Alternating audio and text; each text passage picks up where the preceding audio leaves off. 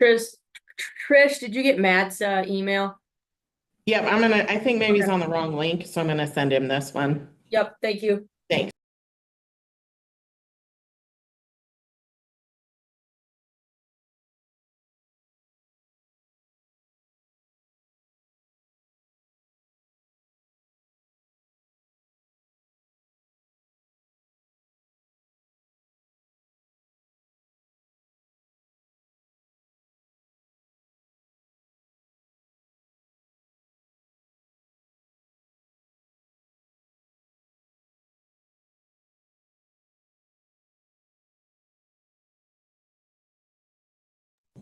Mr. Christensen, can you raise your hand? I think I know which one you are, so I can promote you to panelist, but I want to make sure.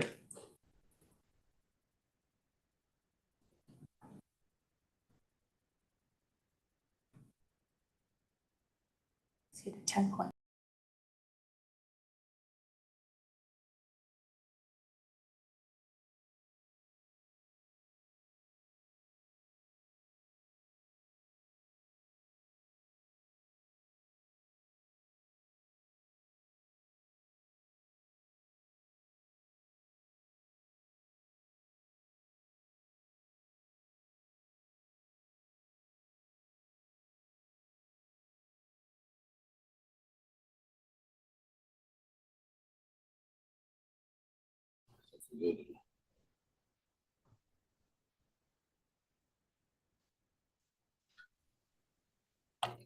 Can you hear us?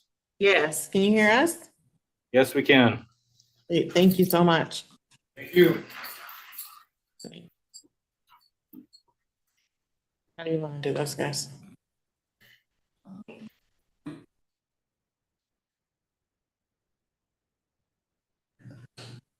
All right, good morning. We'll go ahead and get started.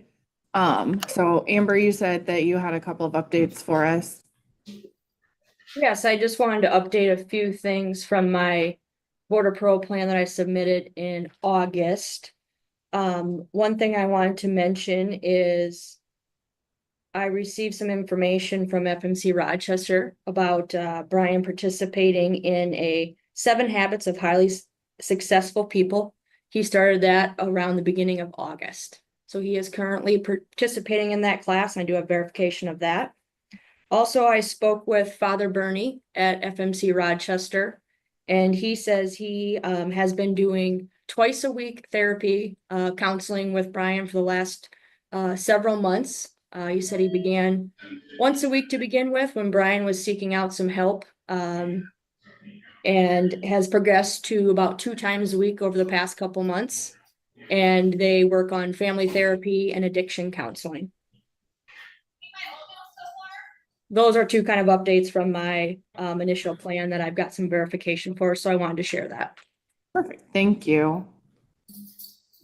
All right, so I think we are gonna go ahead and get started. So good morning, Mr. Gall. How are you doing? I just had surgery, but I'm okay. How are you guys? I appreciate you taking my my parole hearing. Geez, well, are you feeling okay? Are you feeling like you're able to understand I'm us fine. and participate? Yes, Okay. ma'am. All right, so I'm gonna go over a couple of things with you about how today's gonna go. So first, my name is Meredith Lamberti, and here with me are Jesse Rincon and Susie Wynot. And we're the 3-member panel of the Board of Parole who are gonna be talking with you this morning. The very first thing I wanna go over with you is that this Zoom that we're on is a public forum. And what that means is that members of the public and the media, they do have the ability to listen to your interview, but they can't participate in it. But because they can listen, it's important that you know we might discuss personal and confidential information this morning. And that includes, but isn't limited to, things like your medical history, your mental health history, your treatment history, or other possible confidential information. So do you understand that those are some topics we might discuss today? Yes, ma'am. All right, so what's gonna happen is that each of the 3 of us might have some questions for you, and we'll start with our questions first. Okay. And then once we're done with our questions, then you'll have the chance to make a statement and tell us anything else you'd like for us to know or anything that you might have prepared for today. And then once you've had a chance to make a statement, then the three of us are going to go into our deliberation where we discuss what our decision's going to be. And we'll do that here on the Zoom, so you'll be able to listen to our discussion as we're having it. And then once we reach a final decision, I'll turn back to you. I'll explain anything about that decision that might be confusing, and then that'll end our interview for the day, okay? Okay. Are you ready to get started? Yes, ma'am. All right, so we're gonna talk about the Iowa crime primarily, all right? So the serious injury by vehicle charge. So can you just give us, a brief but detailed explanation of what was going on that day and what led to your victim being injured? Yeah, I can. It's just, okay, so Kenesha is my fiance, and we were on our way to marriage counseling. And she's pregnant. She was pregnant with our twins at the time. And it was rush hour. We were driving down the road, and Kenesha went to get sick and opened up the car door. She leaned out, she leaned out the door, and she fell out of the car, and the back tire hit her. I had earlier in the day, I had a drink at lunchtime, and I had alcohol in my system, but she fell out of the car, got hit by the car, and I immediately went to go get help. And I went to it was right up the road. I went and got the marriage counselor from our church. I got him and his wife and brought them back. I was in such an extreme panic that I brought them back, and Kenesha was very hurt. And the police and hospital came and took her to the hospital.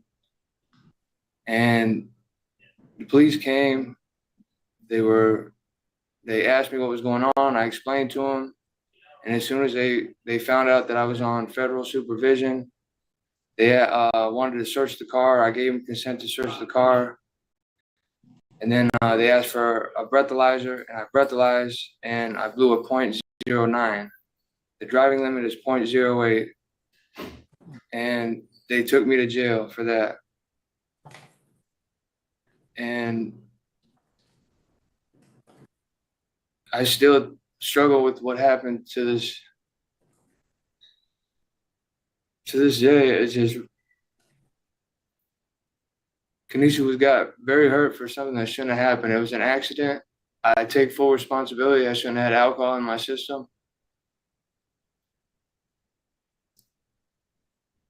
I just wish that things would have been different. It sounds like you guys have been able to work on your relationship and work on some counseling since then. Yeah. So what's your relationship like now? Amazing. We just can't wait for this to be over, and so that we can be back together. I know that she needs my help out there as a single parent. We love each other very much, and we just can't wait to be a family again and get married like we were supposed to that day. And we were supposed to get married 3 weeks later. After March 1st, we were supposed to get married March 28th. But we just want to get married and be a family again. And she needs my help. I know that. And I just wish that this whole thing didn't happen, because it was really an accident. I take full responsibility for having alcohol in my system, but it was a tragic accident. It shouldn't have happened. We understand that and appreciate that. We can see how much that affects you. So thank you for sharing that with us. Can you talk to us a little bit about the counseling that you've been doing with Father Bernie that Amber was telling us about? Yeah, so basically, I've sought out therapy because I wasn't handling I mean, obviously this is a tragic situation. I lost my twins. I just haven't been handling. I blame myself and just had a real hard time processing this stuff. I reach out for therapy in the feds, and they're talking about they're so backlogged and don't have the funding to do basic things. So I reached out to a chaplain, and Father Bernie has been amazing to me. He's gone above and beyond trying to help me. And he's helped me, he's just helped me to move forward and forgive myself, and that I can't live the life that I was living. Excuse me, sorry. It's totally okay. You've been through a lot of shock and a lot of big losses. He just taught me that I need to move forward and I can't blame myself and I can't live the type of life that I was living before. And that I need to take accountability for the things that I minimize and just be a better person and be an example to my kids and be the husband that Kanisha needs me to be. It sounds tell me- like, oh, go ahead. No, go ahead. I was gonna say, it sounds like he's been really, really helpful for you. I couldn't, that's an understatement. He became a friend. I mean, he's pretty much the only real solid friend that actually cares. And he's reestablished my relationship with God, and I'm very grateful for that. I think it shows a lot of maturity and growth that you reached out to him to start addressing those things. I appreciate you answering my questions. I'm gonna see if Jesse or Susie have any questions for you. Jesse? Yeah. How you doing, Brian? I'm Jesse. Nice to meet How you you. doing, sir? Nice to meet you, too. You know, in this business, I don't too often get to say this, but I'm gonna say this, and I really want you to hear this. You're ready. I think you're ready for a good change. And I I think, appreciate it. yes. And I just want to know, you've done the hard part now, almost serving your time in federal prison. Now you're about ready to go to what I consider an easier transition to work release. You've already done the hard part. Are you ready just to get through I that? am. Okay. I am, sir. Okay. I really And- am. Go ahead. No, I just apologize want to, what kind of work would you be looking for, you think? I want to learn a trade. I'd really like to learn how to weld or something that's a recession-proof job so that I can take care of my kids and my family. Well, Anything. And that makes sense. I just encourage you to have the drive that you have right now. Don't forget, even though the hurt hurts, don't forget the hurt. You know what I mean? That'll keep a good barrier for you to continue to do well. I just want to see you dedicate yourself to you first, and then to whatever else is in your life. Does that make sense? Because if you're doing well, everything else around you will do well. Make sense? Absolutely. That's all I have for you. Have a good day. Susie? Yeah, I only have one question. Good morning. Good morning. How are you today? Been better, I've been worse. Okay, I can appreciate that. It's obvious we're dealing with some mental health challenges at this point, and that's very understandable regarding the circumstances. Excuse me, this morning. I'd like to know if you're taking any type of mental health medications in addition to having the therapy. I was, but they took me off of it because they said it was non-formulary. I think about the cost of I was on Wellbutrin for depression and some type of anti-anxiety medication, but they stopped giving it to me, I think because of the cost. Huh. So I definitely have the plan to re-enroll and with my doctor when I come home and have therapy already set up. So ahead of time before I even come home, so that I have an appointment for the day or the week that I come home. Thank you. Do you know when you were taken off medications? I want to say sometime in either April, right after I got sentenced in the feds. They took me off of it because they said it was non-formulary. They moved me to CCA Leavenworth, which is USP. It's like a pretrial, like a county jail in Leavenworth, USP for people that haven't been sentenced yet. And I sat there for almost 8 months before they moved me here to Rochester. So I sat there needing surgery, and I didn't get it until literally just last week. And things, it's just, I apologize, but yeah, no, they took me off of it. Okay, all right. Thank you for sharing all that information. I appreciate the conversation. Yeah. I don't have any other comments. Brian, what was your surgery for? I had a open wound and it wasn't healing. And they did plastic surgery to go in and fix it. So it was the wound was tunneling towards my hip bone. And the surgeon said it would have only been maybe 3 weeks to a month before I would have got a bone infection. So they pulled my whole muscle, my left glute back like this, like an onion, went in there and cut it out where the tunnel was, and then put 50 staples back around it and reconstructed the muscle. So that's why I'm sitting leaning on this chair, because it's on the left side of my body. Yeah, that sounds pretty painful. It was. I don't think I have any other questions. Not either. All right, so now is your time to tell us anything else that you'd like for us to know or anything that you might have prepared for us today. While I've been in here, like I said, I'm a medical inmate, so I couldn't get a lot of the jobs that normal inmates get because I'm a medical inmate.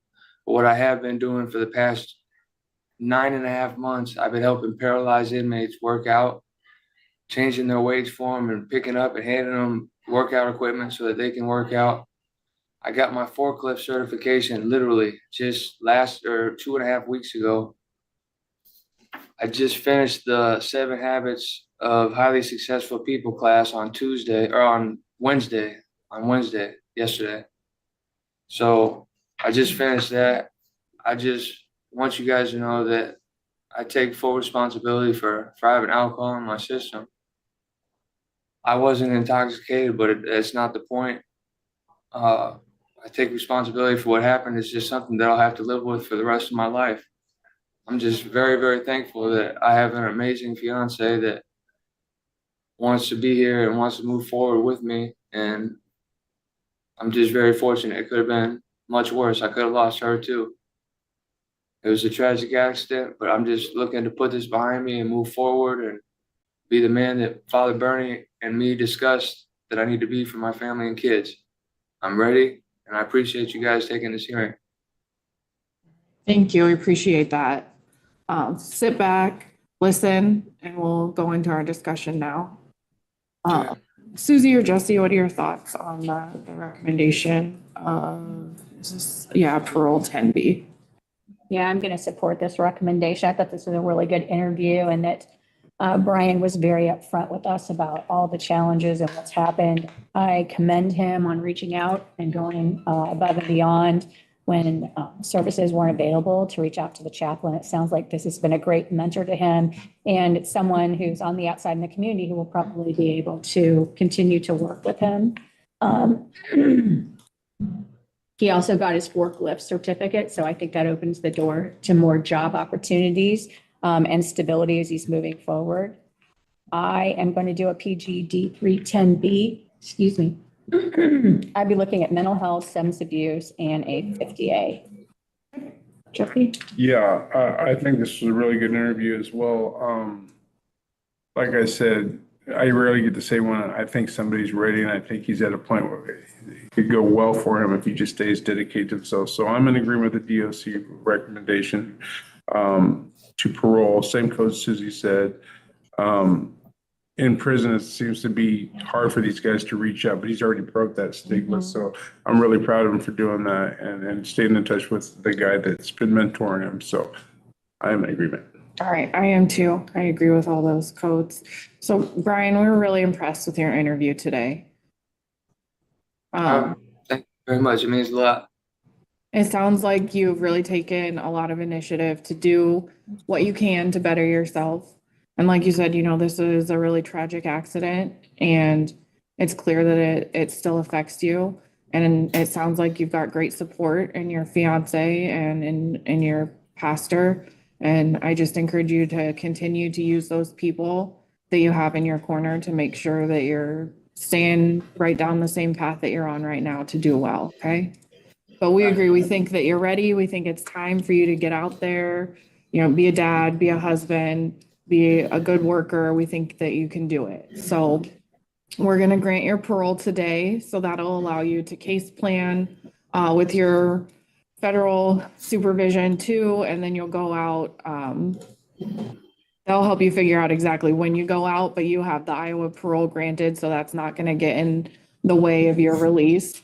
The things that we were talking about, the codes. So you'll start at the work release when you leave. And then there are a couple of things that we'd like you to do when you do get out. One is to engage in some sort of mental health counseling, which it sounds like you'd like to. And then also do something to address your history of substance abuse and drinking. And then the final one is there's going to be a prohibition on drinking alcohol. So no drinking, no liquor stores, no bars that don't sell food. Okay. Okay. All right. Do you have any questions for us? No, I thank you sincerely for taking my interview and for granting my parole. And you guys won't see me or hear about a parole violation. I just want to get home to my kids and my wife. Just sincerely thank you, bottom of my heart. Thank you. We appreciate that. You will. Thanks for doing the work to get to where you are today. Thank you very much. Wish you the best. Thank you, Amber. I appreciate it, Amber. Thank you. And thank you, Mr. Christensen, for setting this all up for us too. I'll tell him he's in the other room. Gotcha. All right. Thank you. Hey, Thank hey, you. board, Yeah. Thanks, Amber. would you mind if I said something to Brian real quick on here? No, go ahead. Brian, we've had a lot of phone conversations over the past several months, so it's good to see your face. Yeah. Sorry, I'm looking at you here and there, so, No, you are. and, some of them phone conversations have been a little contentious, but I'm proud of you for putting in some work, and I hope that the Brian I saw here today is the one that goes out there and does all these things when he gets out. And following up with, therapy, I think that's probably been really good for you. I hope you continue to do all of that. And best of luck to you. Thank you very much, Amber. It means a lot. Thanks, Board of Parole. I appreciate it. Yeah, thank you. Thank you. Take care. Thank you. Good, just shut off. Yeah.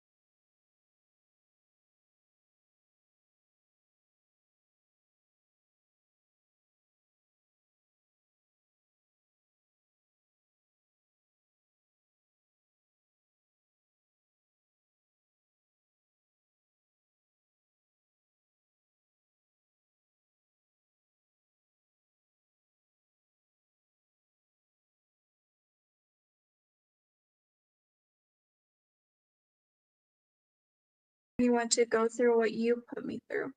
You will never understand the pain that you put me through. I wanted to commit suicide many different times, but didn't want to leave my family, and I didn't want you to think that you had won. Did you think that I wouldn't remember the next morning? Well, something that traumatizing is hard to completely forget. Lastly, I hope you have a very long, terrible life. You can't hide, the Lord sees everything that you do.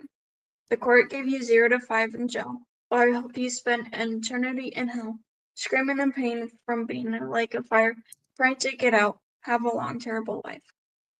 Thank you. Thank you, ma'am. Did your mother also want to provide testimony today? They told me that I wasn't able to, but yeah, I would. So my daughter went to a place of trust, a place. Ma'am, I gotta take your name first and I gotta swear you in, okay? Okay, What is your name, ma'am? Trina Anton. Okay, and then if you please raise your right hand, do you swear or affirm that the testimony about to give is the truth, the whole truth, and nothing but the truth? I do. Okay, and please provide your statement. My daughter, Abigail, she's a strong girl, but she went to a place of trust, a place that she'd been going for many years. Arthur was a new person down there in Antimony.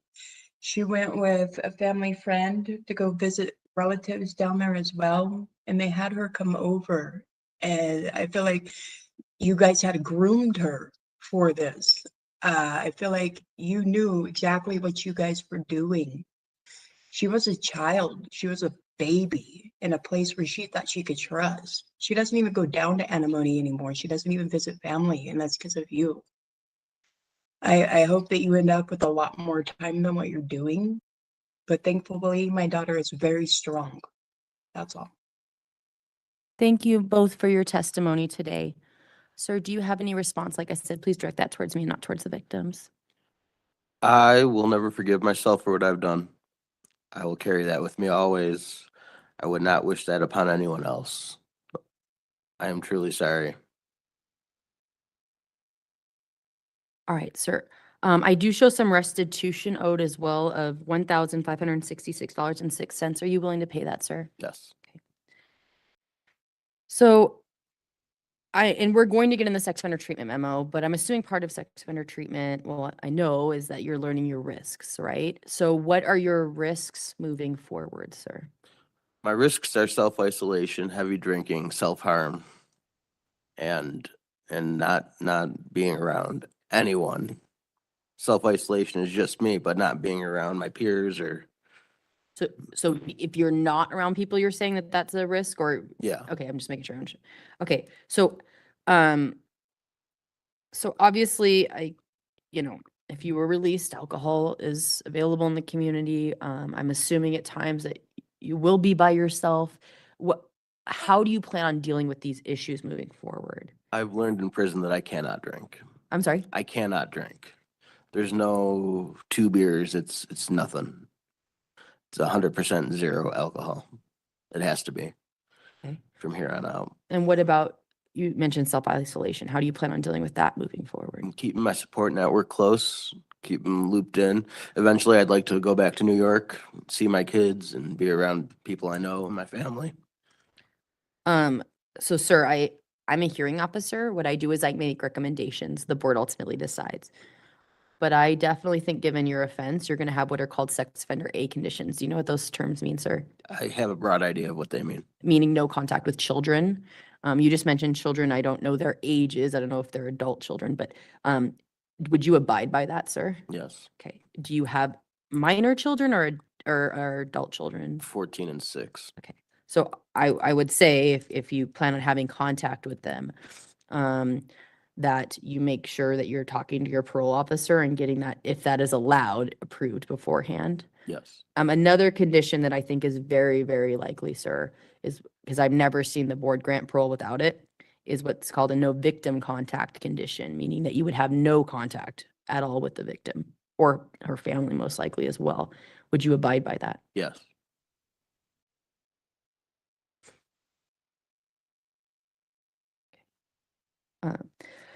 All right, sir. I also show a so that's the offense for which the board has jurisdiction, but I also show a 2021 impaired driving. Can you tell me about that?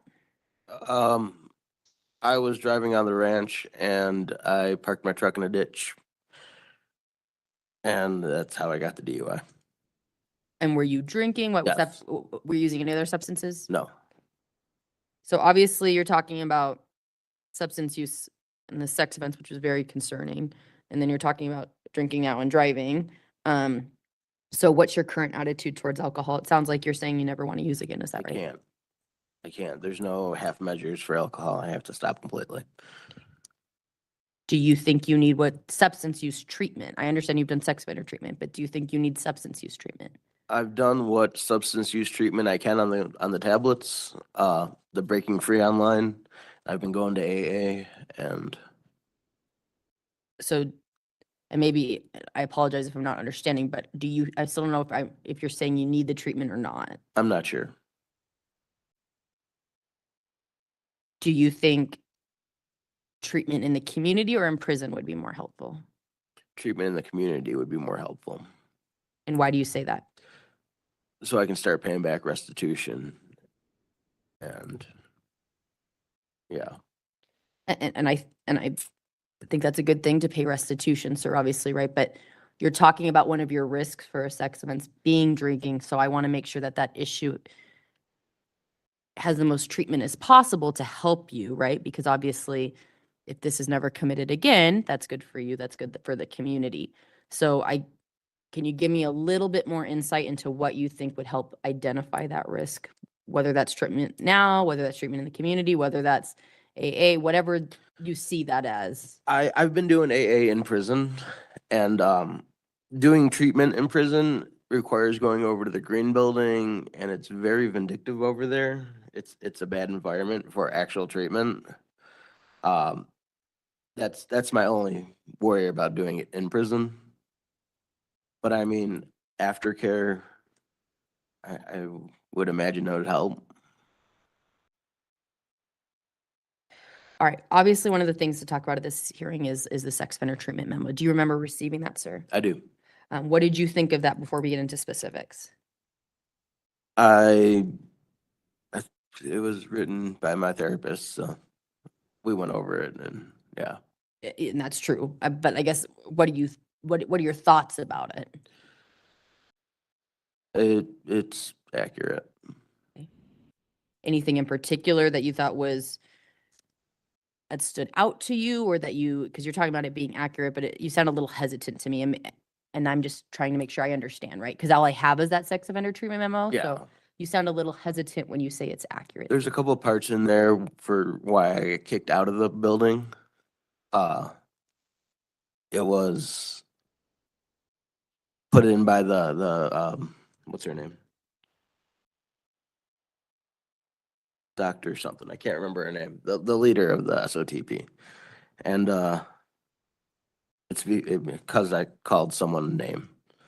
And I do show that, right? Yeah. Obviously, I've read the memo itself, and it noted that I think you completed the program, but you couldn't attend, I think it was graduation, if I'm remembering Correct. correctly, because of inappropriate comments towards staff. So tell me about that. What happened there? I was in the hallway waiting on group, and I made a comment to my peers, and a cop happened to walk by. What was your comment? I called him an effing faggot. And why did you use that terminology? Because I said there was a therapist in the room, and I was being comical to my group, and I guess I'm trying to understand how that's comical. I understand now that it isn't, but it was a poor attempt at humor.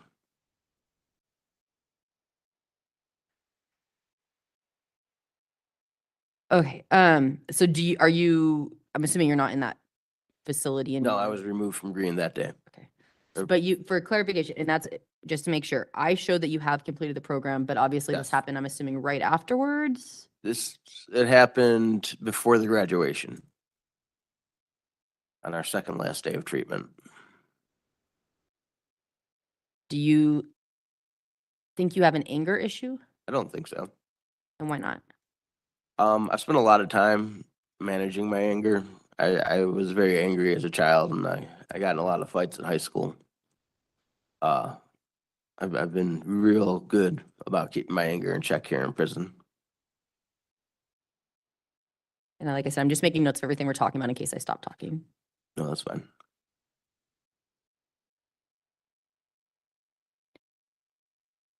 Okay, so in regards to recommendations, it gave you an assessment risk. It noted, it kind of went over some of the things that you've talked about in regards to risks, and what it mentioned continuing care, with an approved provider, and that additional services specific to his prior use of alcohol, illicit drugs, and substances for coping with a potential opportunity to continue positive therapeutic momentum throughout supervision was also recommended. What did you think of those recommendations? I can agree with them.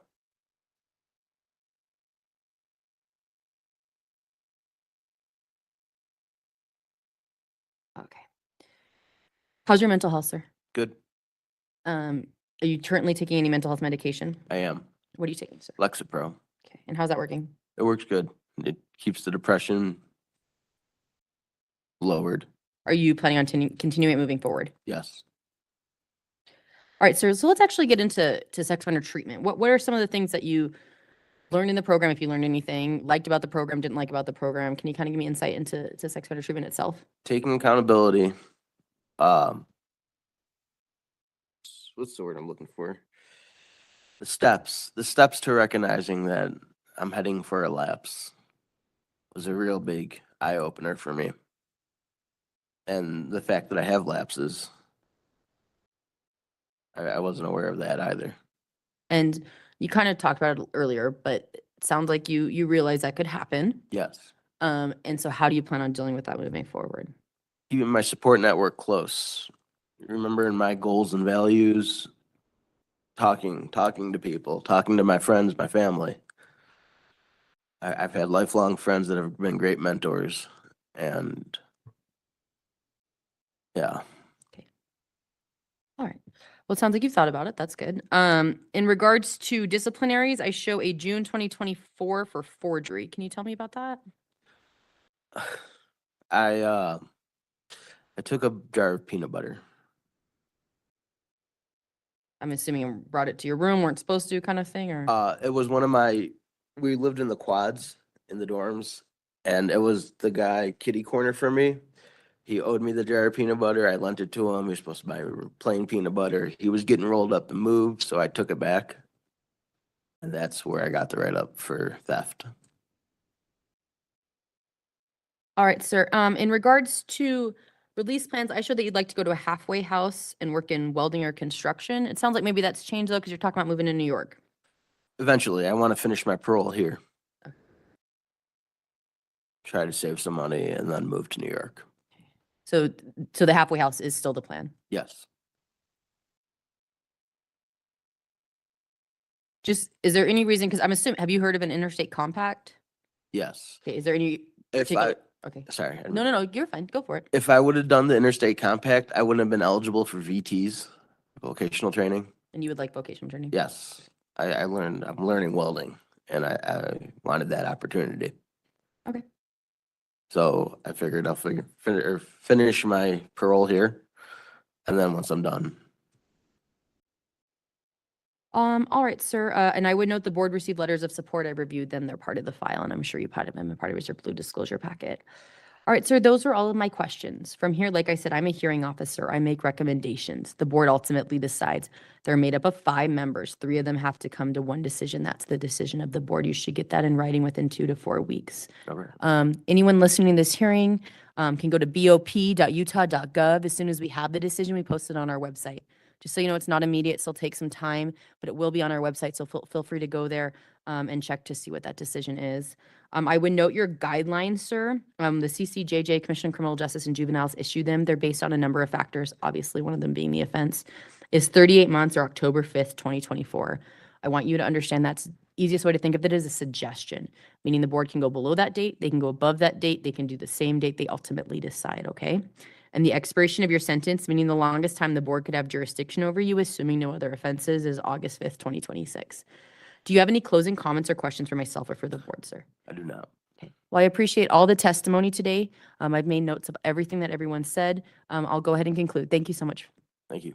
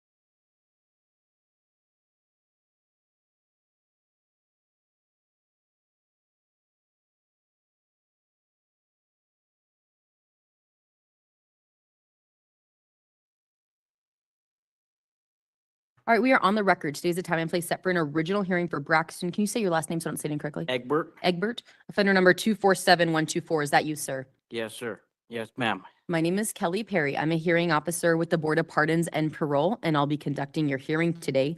As this is an official proceeding, I do need to swear you in, so if you could please raise your right hand.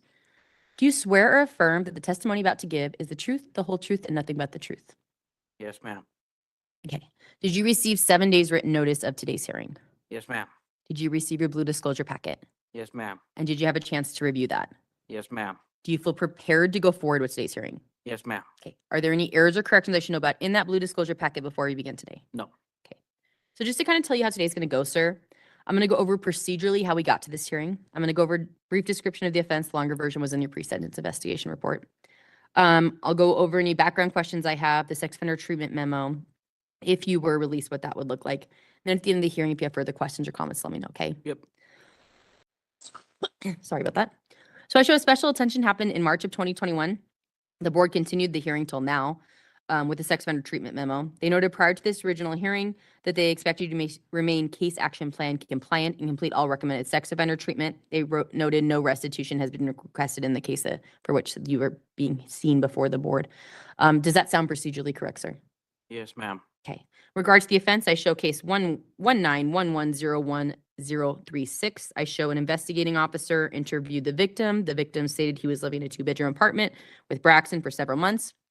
During that time, he noticed Braxton acting strangely. He would watch him undress. He was lying in bed awake, and Braxton opened his bedroom door. He walked into his bedroom towards the foot of the bed. The victim was startled. He did not know Braxton was sexually assaulting him while he was sleeping. There was also a previous occasion when he sat on the couch with the victim and Braxton grabbed the victim's buttocks. Braxton stated he has hurt a lot of people and feels he cannot control himself. He felt he needs to be closely supervised or kept away from other people. Is that correct, sir? Yes, ma'am. Anything you want to say about the offense? I did it out of my sexual gratification. I just did it because I wanted to. I knew what I was doing. I knew that what I did was wrong. So obviously this is a very concerning offense, sir. Yes. What have you learned are your risks? A lot of it is being alone with vulnerable people, ones that I know I can manipulate. When you mean with vulnerable people, what do you mean by that? Like my victim, he was autistic and just like me, but I knew that I could manipulate him and do what I want and get what I want. And I'm making notes of everything you're saying. I don't want you to think I'm not listening, okay?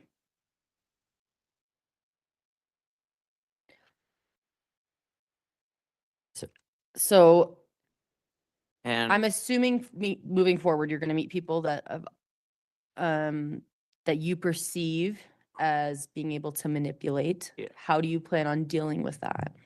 I can either walk away, do something productive, try to do stuff to get my mind off of it. Like, because right now I like going outdoors, or right now I'm trying to do a job to keep my mind occupied, be productive.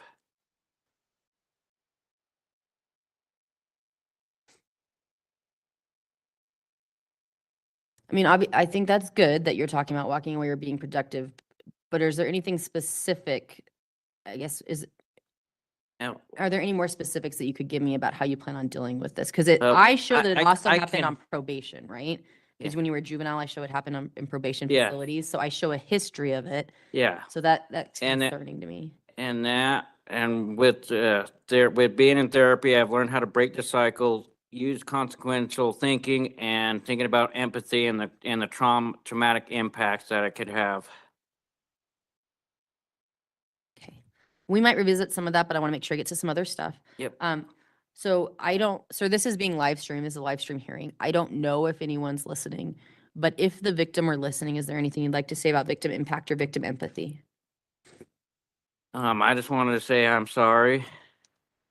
And I know what I did was hurtful and wrong. I just did it out of sexual gratification, wasn't thinking about you. And I apologize. When is the last time you had contact with the victim, sir? 2019. Sir, I'm a hearing officer. I make recommendations, but the board ultimately decides. Yes. But I've never seen them grant parole without some kind of no victim contact condition. Would you abide by that, sir? Yes, ma'am.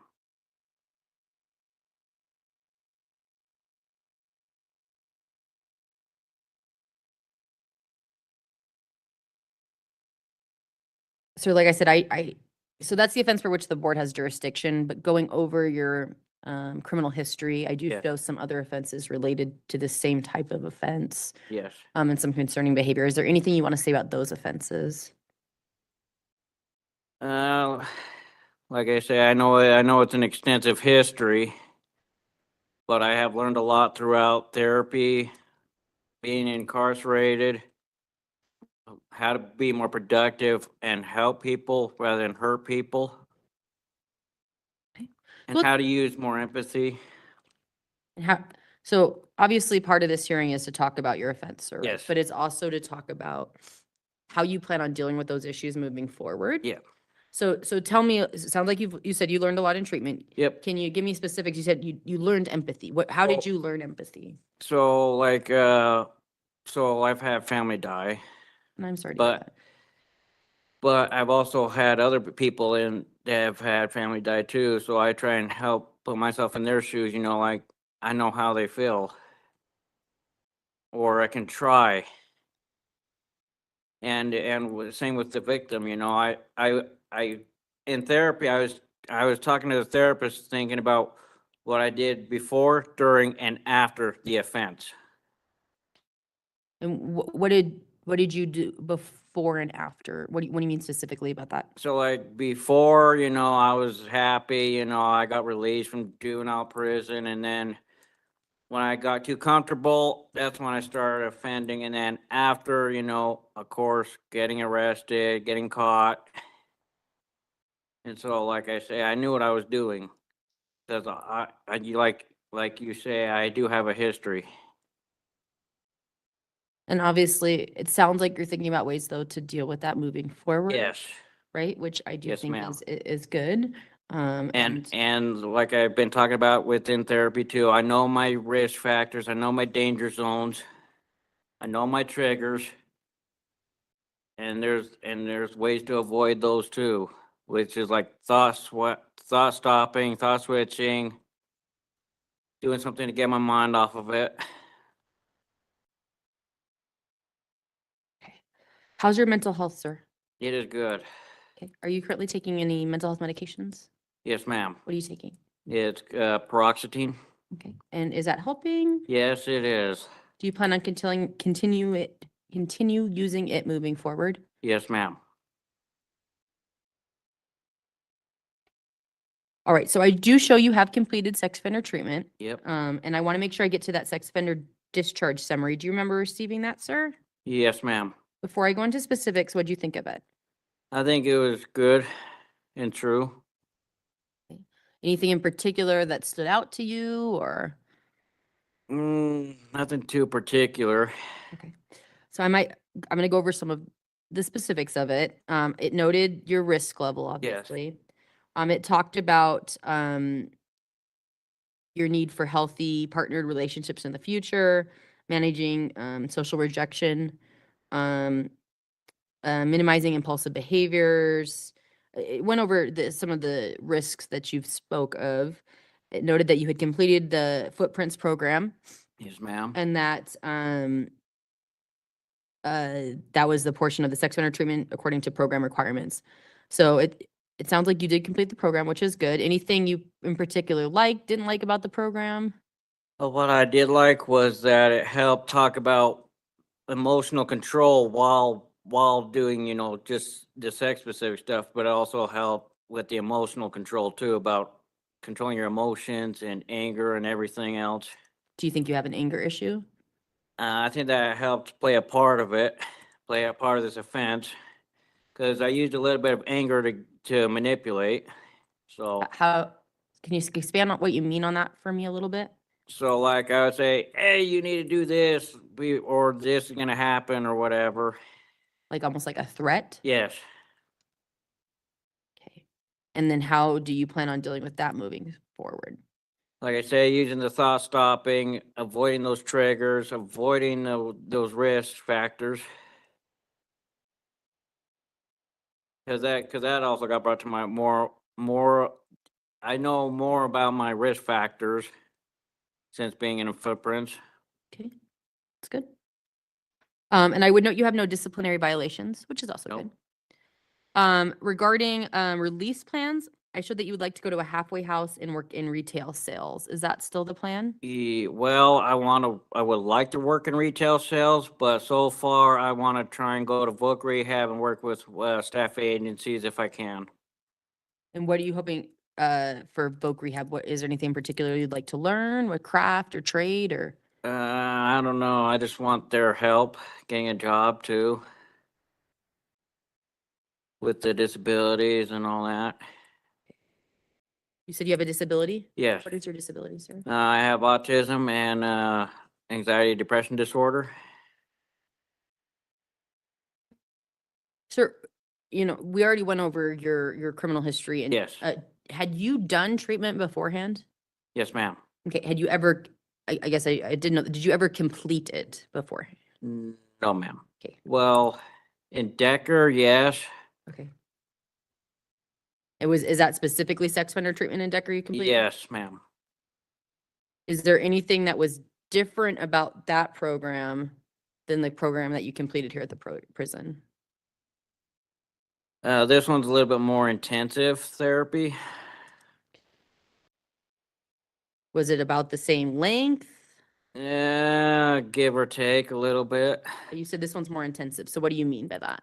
Like they focus more on the sex offense, like what happened before, during, and after, rather than just like your normal offense. Okay.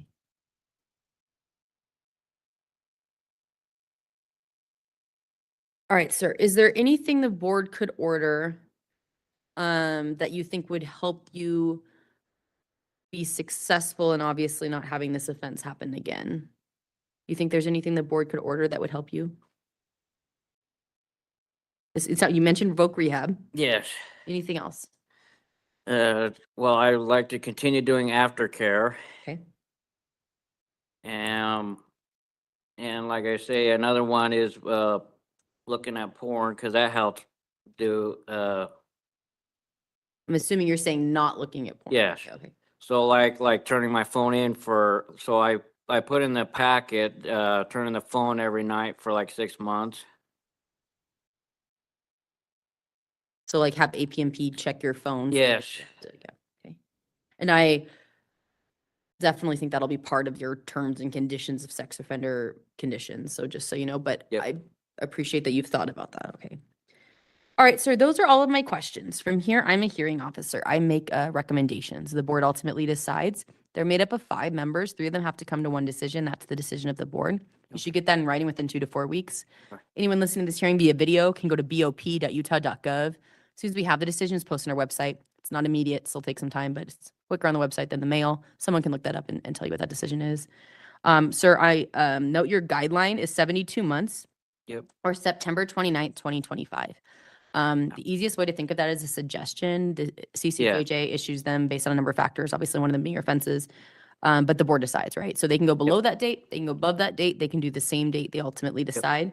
And I show the expiration of your sentence, meaning the longest time the board could have jurisdiction over you, assuming no other offenses, is September 29th, 2034. Do you have any closing comments or questions for myself or for the board, sir? No, ma'am. Okay. Well, I appreciate you attending this hearing. I made notes of everything you've said today. We'll go ahead and conclude. Thank you. Thank you.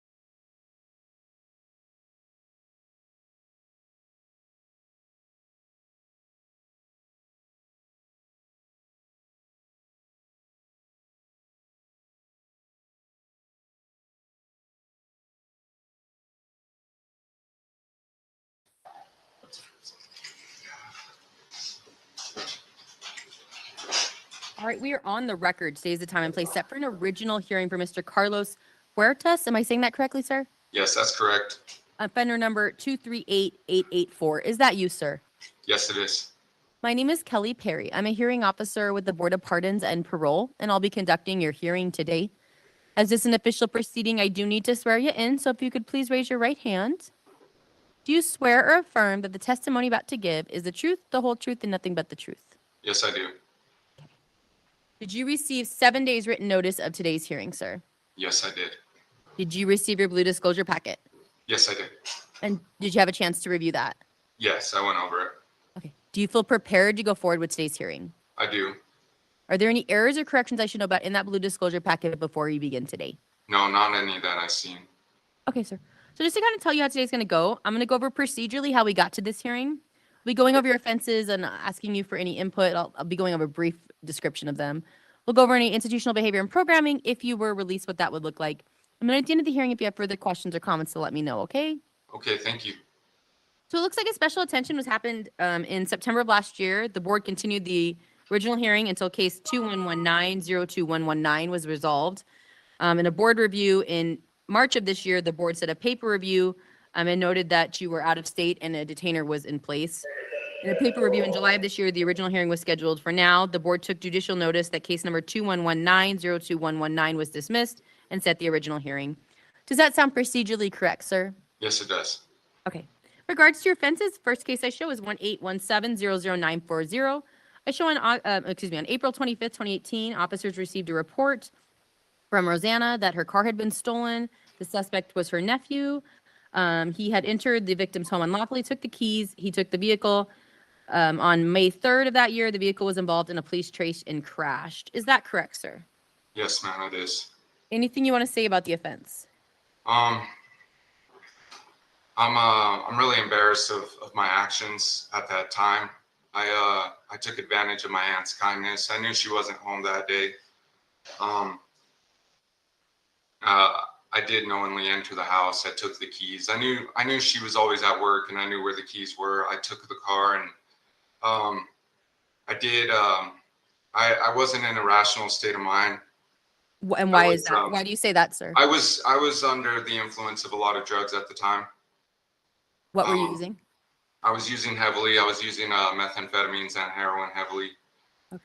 I knew what I was doing was wrong. The whole time I did it, there was a feeling that I shouldn't be doing it, and I still went forward. I feel really terrible about doing that to my aunt, putting her in that situation, and I know how much she struggled after that without her vehicle. I'm embarrassed. I'm embarrassed of my actions, like I said, and I've made amends to my aunt since then. And we are in a better place. It still doesn't correct my behavior, and I'm working on that now. And so just so you know, I'm making notes of everything you're saying. I don't want you to think I'm not listening. I'm also, because of the way the camera is, you're probably gonna see the side of my face the whole time. It's just where my screen is. So just so you know, I'm looking at you, just so you know. That's okay. So were you the one driving when there was a crash? Yes, I was. Okay. Were you using substances during the crash? I was. So obviously, sir, that's a public safety risk, right? Yes, it is. Because you put everybody on the road, pedestrians, everyone else in fear, obviously possible of injury or even death, with being heavily, you said you were heavily, I'm using your words, intoxicated. So is there anything you want to say about that? Yeah, I didn't realize at the time how much everything I did, I was in a really selfish place in my life. I didn't realize how my actions affected others. When I got into that vehicle, I didn't think of putting anybody else in danger. I thought of my own selfish needs, of getting what I wanted, of getting to where I wanted to go. When I crashed that vehicle, I took off on foot. It wasn't until days later that I realized all the damage that I had done, that I had caused, and I was ashamed. I hid out and I ran from my problems. That's something I'm working on now, is not running from from all the damage I've caused. I have to own it. I have to accept it, and I have to make amends and move forward. And like you said, sir, you know, part of this hearing is to talk about these offenses, but it's obviously to talk about what's different moving forward. So we will talk about that as well. Okay. In the crash, do you know if anybody was injured or damaged or? No, I had wrecked into, I'm not 100% sure. I believe it was the 700 exit in Clearfield. I had wrecked into that sign. It was early in the morning. It was maybe 2 in the morning. I'm not sure at what time it was. There wasn't a lot of people out, and it was just me in the vehicle. Okay. All right, next case, sir, 1-817-01866. I show on January 5th, 2018, officers were dispatched to reports of joyriding. An individual reported her son, Carlos, had taken her car. On January 10th of that year, the victim reported that her PT Cruiser had been found. Is that correct, sir? Yes, that is correct. That was my little sister, Marissa. Again, I took the car. I took advantage of my sister, of her kindness. She was asleep in her room. Instead of waking her and asking her for a ride for where I wanted to go, I felt entitled to take her vehicle without asking, and I went to where I took the car. All right, and last case, sir, 201700073. I show on January 4th, 2020, the victim reported her vehicle had just been stolen out of her garage. Officers arrived, located the vehicle abandoned. Officers located 2 individuals who matched the description. The officer approached and asked for identification. The male provided the officer with his ID and was identified as Carlos. As the officer was attempting to identify the female, he took off running. He continued to run, but was eventually apprehended. Officers located numerous drugs and paraphernalia and a bag of meth. Is that correct, sir? Yes, it is. Anything you want to say about that offense? That's another tough one. I was walking that day. I remember specifically we were walking, me and the mother of my child at the time. I seen the vehicle running. I knew it was a bad idea. I really did. And I took advantage of, I seen the garage was open and I seen the vehicle was running. It was a cold day that day, and in my head, I entered the garage and hopped in the car. We took it, and I did go on a chase. During the chase, I knew what I was doing was going to bring things to, I knew things were going to go bad. I knew that in my head. I stopped the vehicle, still in the same neighborhood. That was how I justified my actions, was I didn't take it far. I stopped it in the same neighborhood. I hopped out on foot, and I took off to the Layton Hills Mall on foot. While at the bus stop, waiting for the bus, me and the mother of my child at the time were waiting there. The police approached us. They, like you said, this description fit. I wasn't ready to own up to all I had done yet. I didn't feel, I was scared to have to deal with all the consequences. So I ran and I took off on foot to where I was apprehended. And I don't know. It's sad to me that at the time I justified that I could take somebody's vehicle, and just by leaving it in the same neighborhood and not taking it very far, that it was okay, that I hadn't done anything that wrong. And over these past few years of being incarcerated, I see how wrong it was, and I see how, I robbed that woman of her innocence and her safety, and I feel terrible about that. And I appreciate your insight, sir, right? Obviously, I realize I'm asking probably difficult questions, so I appreciate your insight, okay? Sir, I would note that I show restitution owed of $7,286.91 and another restitution of $500. Are you willing to pay that, sir? Yes, I am. Okay. So you mentioned, I think in the first offense you were using heavily, were you using for all of these offenses? Yes, I was. I've been struggling with addiction for a long time. It sounds like to me, and I don't want to put words in your mouth, but it sounds like things have changed. Is that right? Absolutely. So tell me about that. Why? Why have things changed? Well, I started using heroin and methamphetamines at a young age. It's always been me. I've always made these little mistakes and I never had consequences. This is the first time I've been incarcerated. This is the first time that I've had a long period of clean time. I've been working on correcting my behaviors, not just thinking that it was the drugs that were at fault. I'm in treatment now. I'm here at the TC program in Casper, Wyoming. Is that like a substance use program, sir? It's a substance abuse and behavioral center. So I'm working on correcting those behaviors. For a long time, I thought just because I used drugs that was the problem. It's not. I now realize that it was my behaviors. I have to correct those behaviors in order to change. Also, so can you expand on that a little bit? You said there's behaviors that you need to correct. What behaviors do you think you need to correct? For a long time, I had a sense of entitlement, of justification, of thinking that because of where I came from and the struggles I had to endure as a young man, that the world owed me something. And I now realize that that's not the case. I have to work for the things I want in life. I don't just get to take what I want. Another thing is the mother of my child. I recently became a father while incarcerated. The mother of my child was released from Utah State Prison, and she had a fatal overdose. Oh, I'm sorry to hear that, sir. So that's had a huge impact on me. I really want to get out. I really want to be a father. I want to raise my daughter right. I know I can be a good dad, and I know I can be a productive member of society.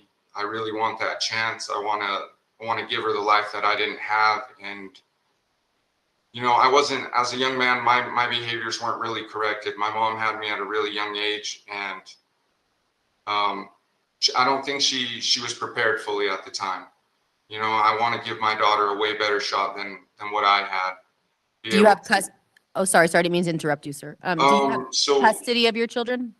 The mother of my child, her parents have custody. They have permanent. They actually have permanent guardianship. I do regular visits with her every week. They've actually brought her to see me twice, and I'm in constant. So it sounds like something that's motivating you that you can work towards. Is that right? Sir, I think uh-oh. Did our screen just freeze?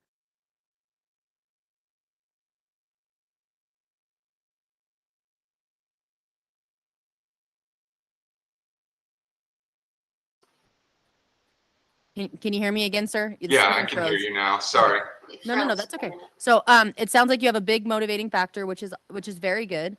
And it sounds like something maybe that you can work towards in regards to, it sounds like they have guardianship, permanent guardianship, but that you can work towards some custody. Is that right? Oh, absolutely. Yes. The whole plan for now is that, when I do come home, And where is home, sir? Home is Utah. Home is, I live in Taylorsville. My family lives in Taylorsville now. My daughter is in Layton, and that's where I'll plan on just, working my way into her life, fitting my way into her schedule until the time is right, till I'm on my feet. I plan on attending meetings. I'm thinking if I do parole, when I do, going to Davis Behavioral Health. I have a counselor there that I've always really liked and worked with really well. She knows me, and I think that's where I would benefit most, and I would be closest to my daughter. So you mentioned you're in Wyoming right now, right? Yes. And you're in treatment. How long is that treatment program, or how long do you have left before you graduate? It is 6 months, 6 to 9 months, I believe. I have been here I'm going into my 6th month. I'm in the 2nd phase. And if all goes well and I keep progressing as I have throughout the program, I'm hoping by December or January, to be completed with the program. Anything in particular you've learned from that program or liked? Absolutely. Well, I'm learning. I struggled with it at first with holding others accountable. I realize how important that is now, and myself most of all. Correcting my behaviors, taking a look at what I can fix in situations, how I can not just I don't know, not just letting things slide, or not just thinking that this is the way I am. It's taking a look at why things happen in my life the way they do, and what can I do to fix that. So obviously you're incarcerated in Wyoming. Why are you incarcerated in Wyoming? Uh-oh. I was apprehended on my Utah warrants.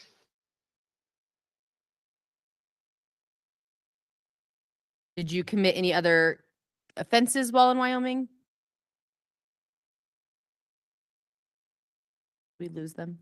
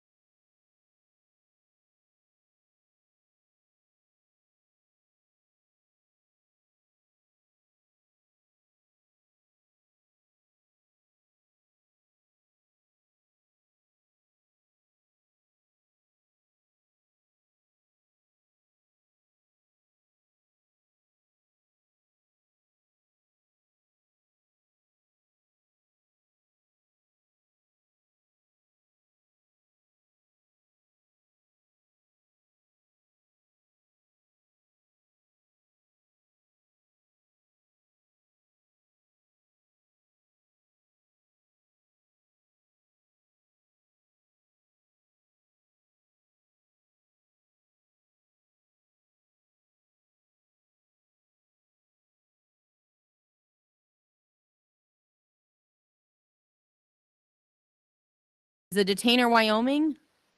I believe the detainer would be Utah, or I guess on your guys' end, yes, it would be here in Wyoming. Okay. All right, sir. All right, those are all my questions. From here, I'm a hearing officer. I make recommendations. The board ultimately decides. They're made up of 5 members. 3 of them have to come to one decision. That's the decision of the board. You should get that in writing within 2 to 4 weeks. Your family members or friends, anyone listening to this hearing via video can go to bop.utah.gov. As soon as we have the decision, we post it on our website. It still takes some time. It's not immediate, just so you know. Okay. It's obviously faster on the website than, especially now that you're in, since you're in Wyoming, than getting it in the mail. So someone can look that decision up for you and tell you what it is. I would note your guideline, sir, was 26 months or February 12th, 2023. Obviously, that has passed, but the board ultimately decides. The CCJJ, Commission on Criminal Justice and Juveniles, issued them. They're based on a number of factors, obviously one of them being your offenses, but the board decides. So they can go below that date, above that date, same date they decide. I showed the expiration of your sentence, meaning the longest time the board could have jurisdiction over you, assuming no other offenses, is June 16th, 2036. Do you have any closing comments or questions for myself or for the board, sir? No, I don't. Thank you. Well, I appreciate you attending this hearing. I've made notes of all of your comments today. We'll go ahead and conclude. Thank you. Thank you very much.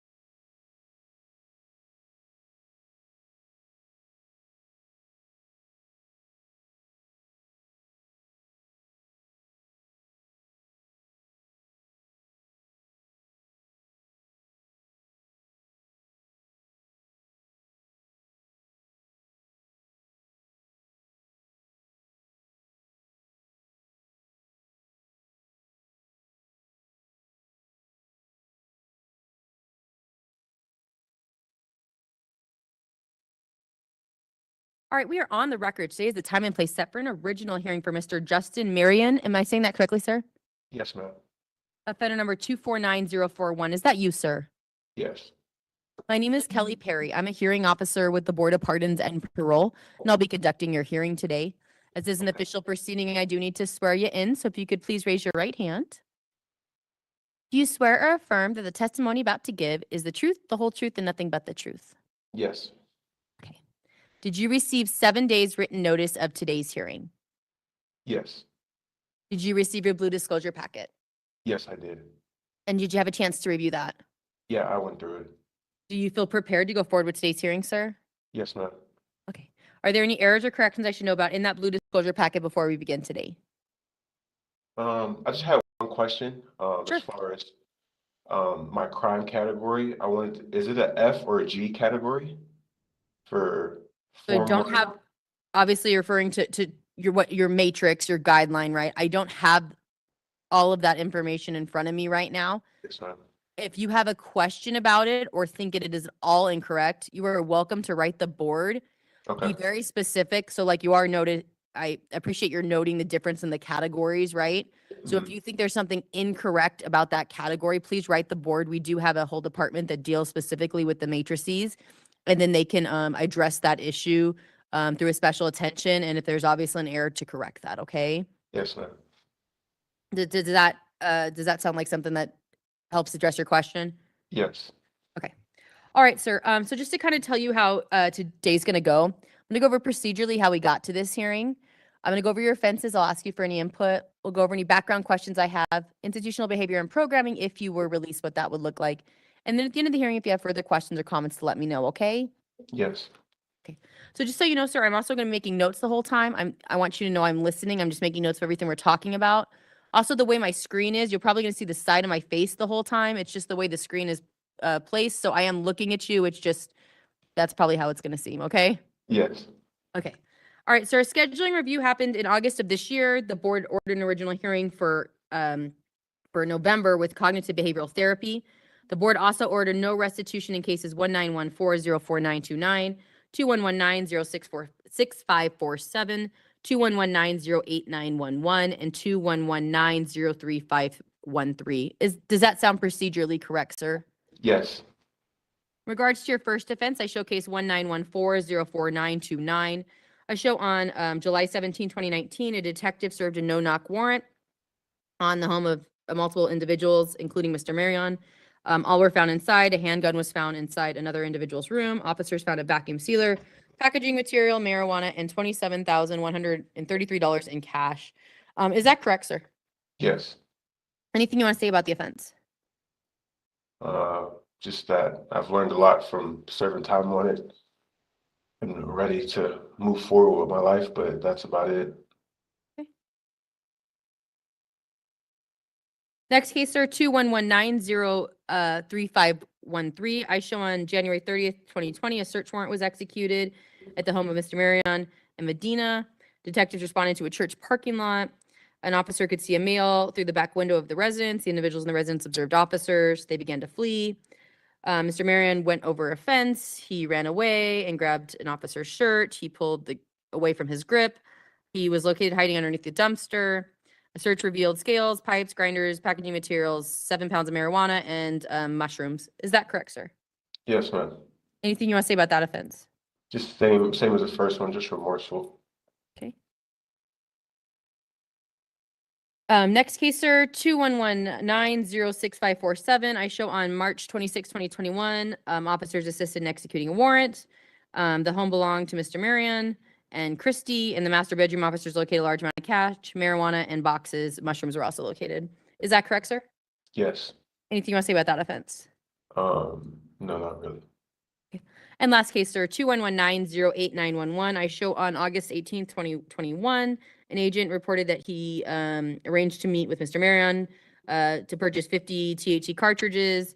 A search of his car revealed other THC cartridges and THC wax, excuse me. Is that correct, sir? Yes. Anything you want to say about that offense? No. All right, sir. So those are for the offenses for which the board has jurisdiction, but just kind of going over your criminal history, I show some assaults from 2022, 2023, and 2024. Can you tell me about those? Yeah, they were just bad decision making. Definitely remorseful for them and things I did, the people that I did it to. Who were the victims in the offenses? Christy Rogers. Was that a girlfriend or a wife or at the time or? It was a girlfriend at the time.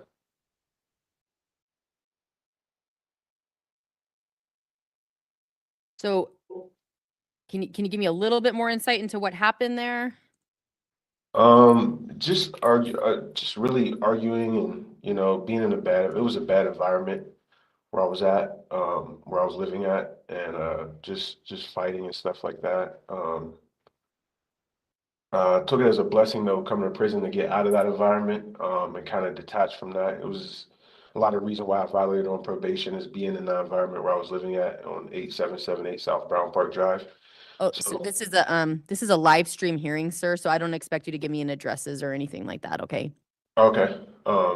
But yeah, living at that address, was just very toxic. So being able to, I take everything as a blessing in disguise. So being able to go to prison and kind of detach from being around toxic people and environments that are not healthy for me, was a blessing, but I'm very remorseful for the victim in that case, or the 2 cases that were assaults. So, do you have contact with the victim? No. Do you plan having any contact moving forward? No.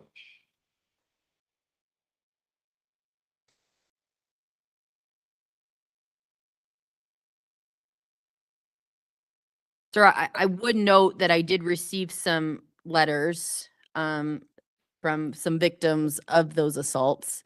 I have reviewed those. Did you see them as part of your blue disclosure packet? Yeah, I've seen those.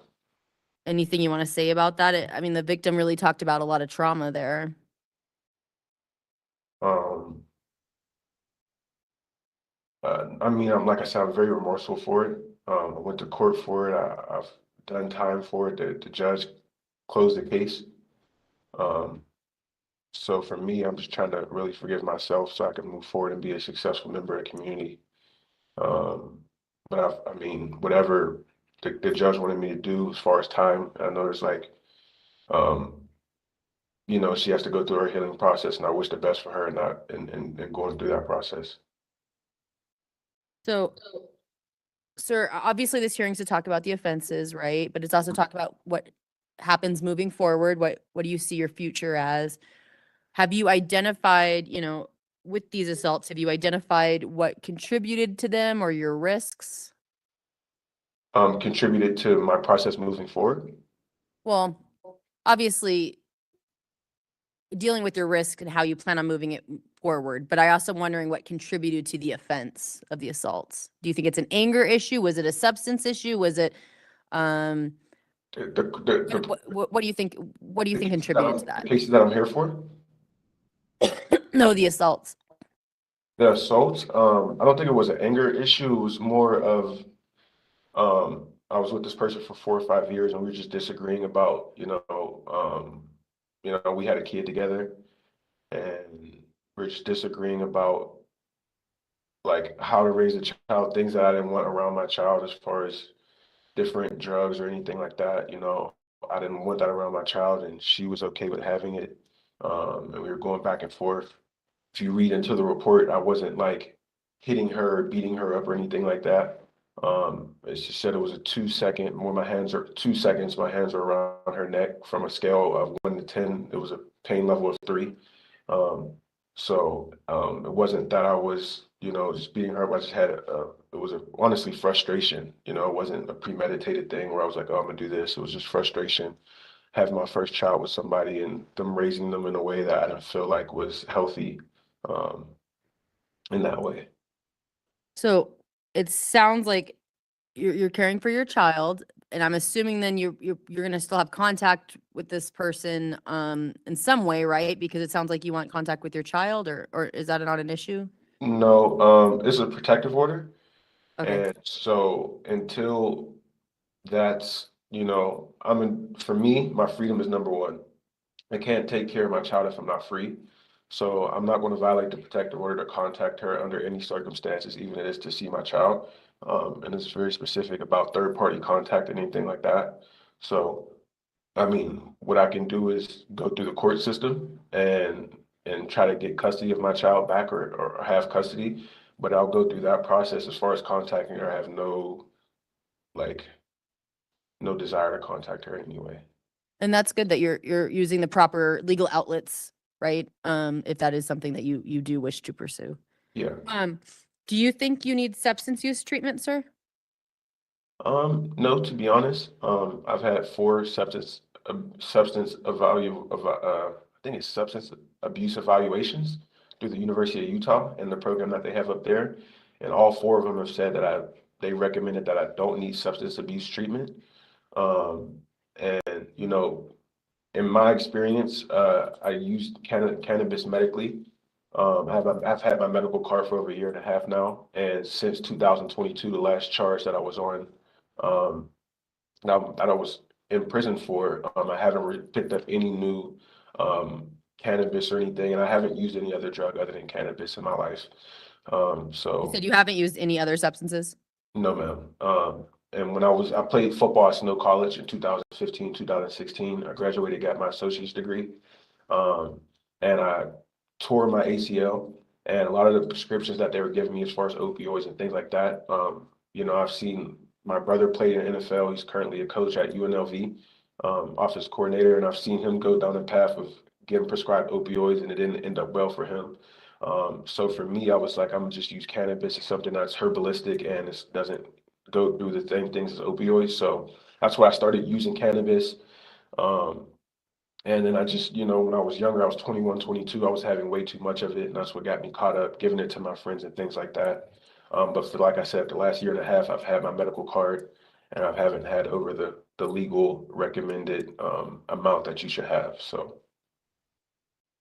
All right, sir. In regards to programming, I showed that you started MRT, moral recognition therapy, but I don't show that you completed. I show it's no fault of yours, but what happened there?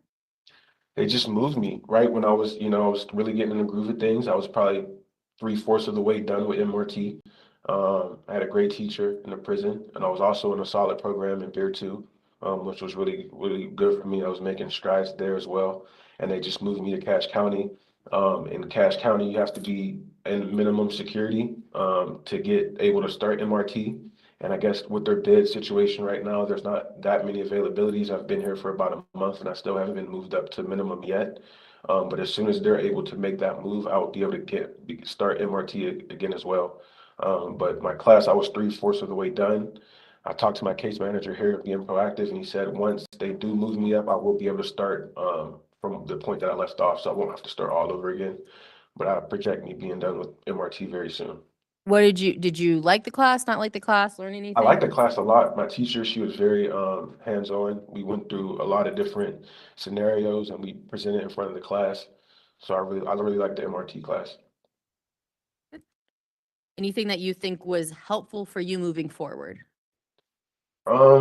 She talked, I remember there was this one, and it was like, it was a pyramid and it made us go through like, one was 15 years ago or 10 years ago, 5 years ago, and then the perspective that you had or where you saw yourself at that point in time.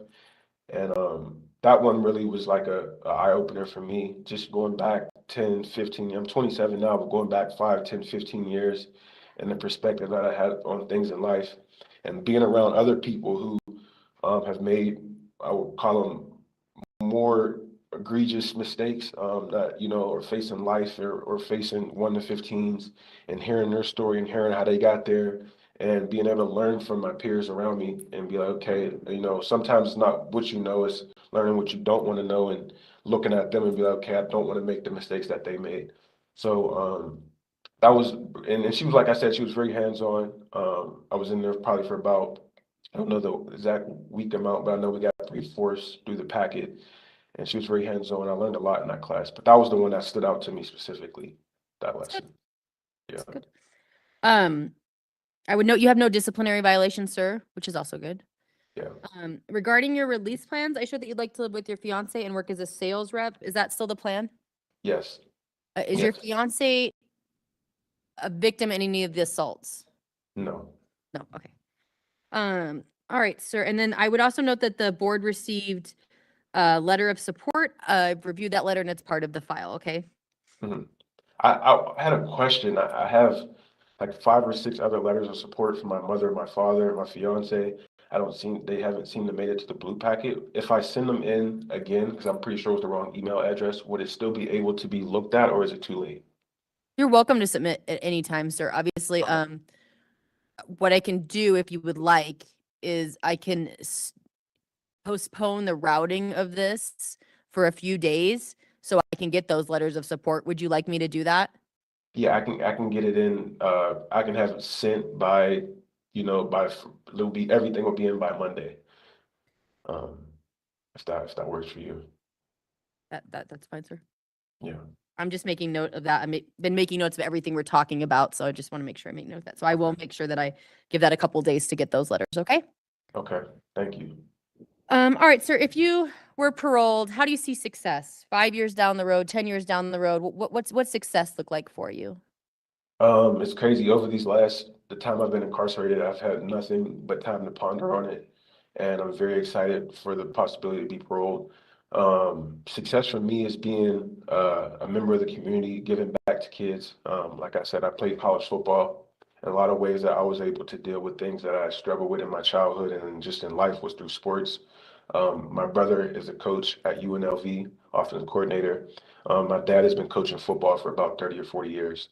But just seeing kids and the youth, they're the future of our country, future of our community, and giving back to them, whether it's, taking them out to, I like to deal with less fortunate youth that don't have as many things as other kids have, but I would like to just give back to them personally, getting a job immediately when I get out. If I have to go to the halfway house, that's fine. Or if I'm able to parole to an address, I have one ready.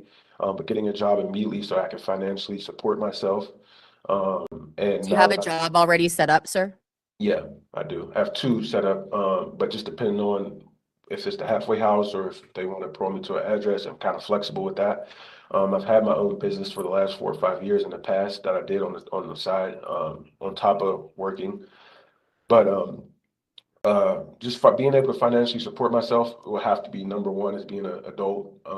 And then from there, just giving back to the community, being with my fiance. I have actually another son with Venetia. She wrote a letter of support.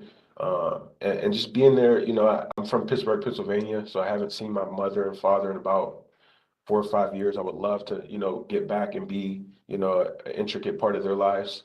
And I have a lot of cousins and family and just a lot of people that have been like wishing, that I'd be successful and do the best that I can. So for me, it's just really getting out there and being a representative of my family and how they raised me and representative of my community as well. But 5 years, like from today, I have really big dreams. I have really big aspirations as far as what I want to do in my life. And I'm overly motivated after this experience to accomplish those things. So really, 10 years after that, I'll be almost 40. I'm 27 now, so I'll be almost 40. Watching my kids raise up and, hopefully everything financially is going good and living the American dream is, being a part of their lives, being a part of my family's lives, and growing old and being happy, being emotionally happy. Like I said, when I was young and playing for Snow College, I was just, my main thing was, being rich, having a lot of money. But I realized that emotional happiness and peacefulness is one of the things that, I'm more focused on than anything. Just being around the right group of people that don't want to use me for anything, be around people that truly want to see me succeed, not for any get back, just to see me succeed.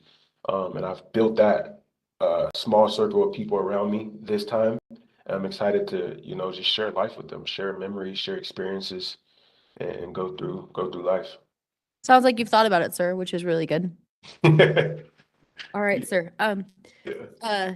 Those are all of my questions from here. I'm a hearing officer. I make recommendations. The board ultimately decides. They're made up of 5 members. 3 of them have to come to one decision. That's the decision of the board. You should get that in writing within 2 to 4 weeks. Your family members, your friends, anyone listening to this hearing via video can go to bop.utah.gov. As soon as we have the decision, we post on our website. It's not immediate, just so you know. It'll take some time, and obviously I'm going to delay it a little bit. But it will be quicker on the website than the mail, so whoever's listening to this hearing can go to that website. I make note of your guidelines, sir. The easiest way to think of that is a suggestion. The CCJJ, Commission on Criminal Justice and Juveniles, issued them. They're based on a number of factors, obviously, one of them being your offenses. I show your guideline is 20 months or January 21st, 2025. Obviously, the board can go below that date, above that date, same date they decide. And the expiration of your sentence, meaning the longest time the board could have jurisdiction over you, assuming no other offenses, is November 19th, 2028. Do you have any closing comments or questions for myself or for the board, sir? No, I just thank you for hearing me out. I appreciate you guys listening to me. It's been a long time coming. This whole process has kind of been like, I've never been to prison before, so never thought I would see myself in prison coming from college and playing football. I always saw myself as being successful. So looking at it now, it's just, I've been reading autobiography of Nelson Mandela, and, being in the BEAR 2 program also helped me as well, because a lot of people, when they get to prison, they feel like they lost that life. Look, I always look at things as a negative and try to turn them to a positive. I read Nelson Mandela. He did 27 years in prison and came out and became the president of a country.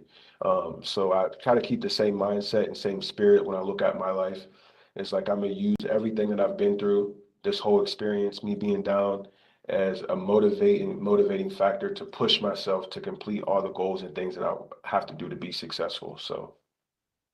All right. Well, I've made notes of everything you've said today. I appreciate you attending this hearing. We'll go ahead and conclude. Thank you.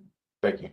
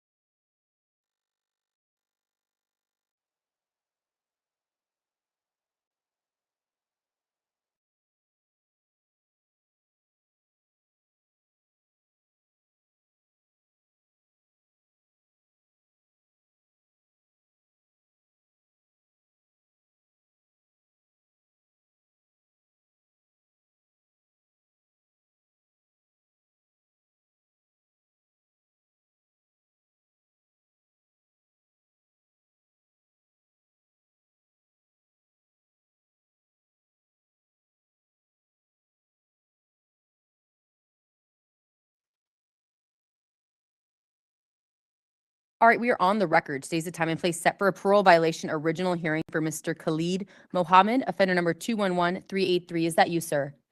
Yes, Honor. Do you mind getting a little closer to the microphone? Just make sure I can hear you. Perfect. My name is Kelly Perry. I'm a hearing officer with the Board of Pardons and Parole, and I'll be conducting your hearing today. As is an official proceeding, I am going to swear you in. I'm also going to swear in Agent Downs, who is appearing via video. So if you two could please raise your right hand. Do you swear or affirm that the testimony you're about to give is the truth, the whole truth, and nothing but the truth? Yes. Okay. All right, Mr. Mohammed, did you receive 7 days written notice of today's hearing? I say again? Did you receive 7 days written notice of today's hearing? Oh, yes. Did you receive your blue disclosure packet? Yes. And did you have a chance to review that? Read it? Yeah. Yes, yes, Do you feel prepared to go forward with today's hearing? yes. Okay. Are there any errors or corrections I should know about in that packet before we begin? No. So just to kind of tell you how today's going to go, sir, I'm going to go over procedurally how we got to this hearing. I'm going to go over your most recent offense. I'll go over the allegations contained in the warrant. I'll need an admit, deny, or no contest to each one of them. Based on your pleas, I'll tell you the rights associated with that before you plea, okay? I'll go over any background questions. If you were released, what that would look like. Then we'll ask Agent Downs if he has any comments, and then I will give you the final word, of course. Does that sound okay? Yes, yes, okay. Okay, sir. So it looks like you have